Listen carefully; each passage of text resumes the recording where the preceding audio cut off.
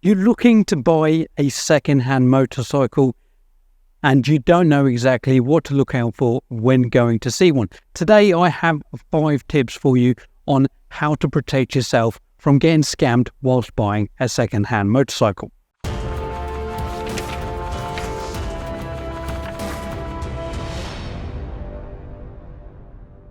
So hello my fellow riders and welcome back to Riding Reviews. Today we have 5 top tips on how not to get scammed whilst buying a second-hand motorcycle. Number 1, do your research. So first things first, you need to find out exactly how much you're supposed to be paying for this second-hand bike. So let's take the Yamazaki YM50 2000 for consideration. Go onto eBay, type in the search bar Yamazaki YM50 2000. Press search. Go up to the advanced button next to the search bar on the right hand side. Press that.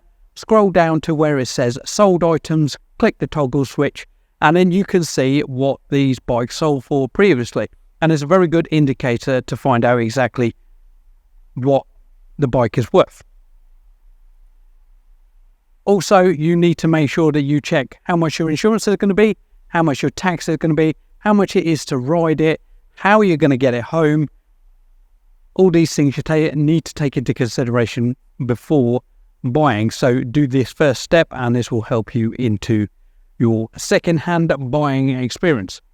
Number 2, now if you are trying to buy a bike and ride it away or use it straight away, you need to make sure that it's mechanically sound. So a good way to do this is to change the sprockets. Have a look at the general condition of the sprocket.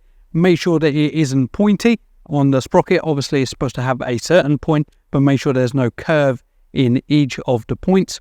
Check the chain, make sure there's no tight spots, make sure it's clean, and make sure that it has been adjusted to where it's supposed to be, because it's a good sign that if that hasn't been adjusted, the rest of the bike probably hasn't been maintained as well. So make sure you check that out. Number 3. Make sure that you are going to check the tyres and the brake pads and the brake discs. So tyres, if it's got less than 1 mil's worth of tread, then you're going to need to replace it. If the person you're buying it off has been honest about this and you understand that you're going to have to replace it, that's fine. But if not, you should probably walk away, because tyres are one of the more expensive maintenance items. Also, make sure that the pads have got enough meat on them. I make sure there's at least 3 mils worth of pad left. And another thing as well is make sure the discs aren't massively rusted or they're massively scored, because again, these are all costly items that you don't want to have to replace. So number 4, you need to check the engine. You may not be mechanically minded, but there are some things that you can tell straight away. The first thing that you want to do is when you phone up the person and say, can I come and view the bike? Ask them not to start it. Ask them to make sure the bike is cold when you get there. So when you start it up from cold, that is usually when you're going to see some problems. So if you go up to one and you press that start button and it doesn't start straight away, then this could be a sign that there's some issues that you're going to have in the future. If it's a choke, and sometimes they're a little bit finicky, but on a choke bike, you pull the choke, press the button, it should start. If it doesn't, you need to have a look around, make sure that the bike has been serviced correctly. Also, check the oil, make sure that the general condition of the bike is good, make sure that the engine is tidy.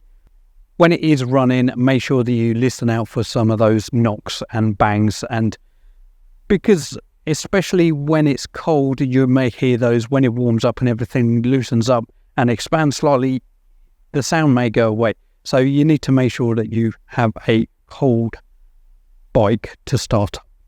Number 5, general condition of the bike. So have a look around, make sure that the paint's not falling off, make sure there's not too much rust on it. In the UK, you generally are going to get rust on any bike. It's just because of the hot, cold and wetness of the UK. You tend to get rust on anything over 2 years old.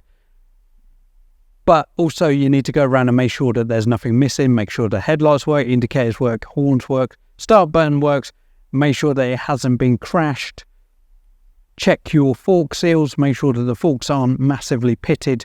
All of these things can save you a massive amount of money in the future.